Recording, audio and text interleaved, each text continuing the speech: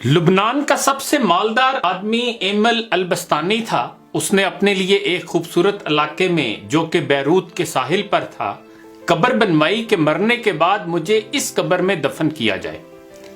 उसके पास अपना जाती जहाज था और जब धमाका हुआ तो वह जहाज समेत समंदर में डूब गया।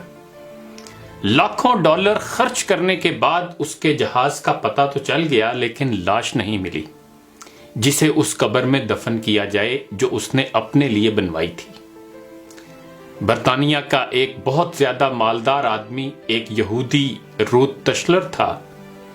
वो इतना दौलतमंद था कि कभी कभी हुकूमत उससे कर्ज लेती थी।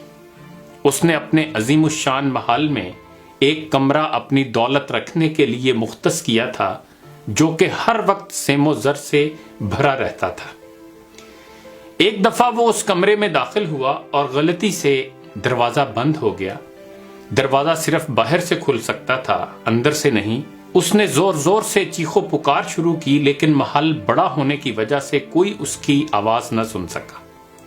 उसकी आदत थी कि वो कभी कभी बगैर किसी को बताए कई कई हफ्ते घर से गायब रहता था।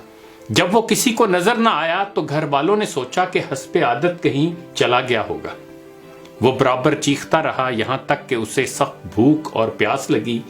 उसने अपनी उंगली को जख्मी किया और कमरे की दीवार पर लिखा, दुनिया का सबसे मालदार आदमी भूख और प्यास से मर रहा है।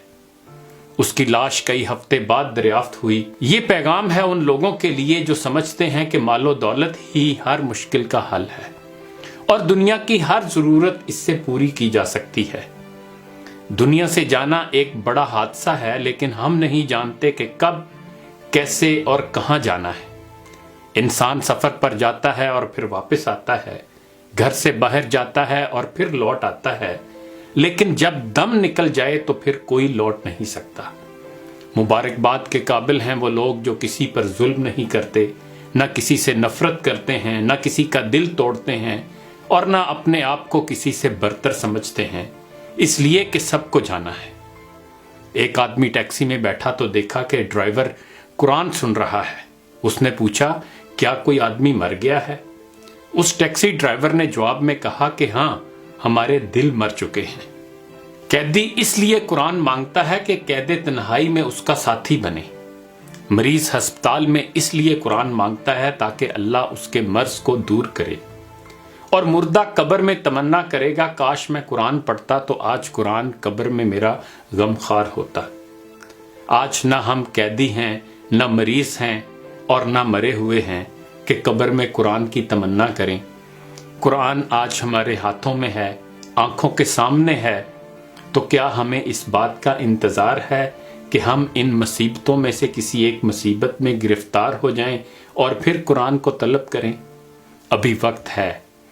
आइए दुआ करें कि अल्लाह कुरान को हमारे दिलों की बहार, हमारे सीनों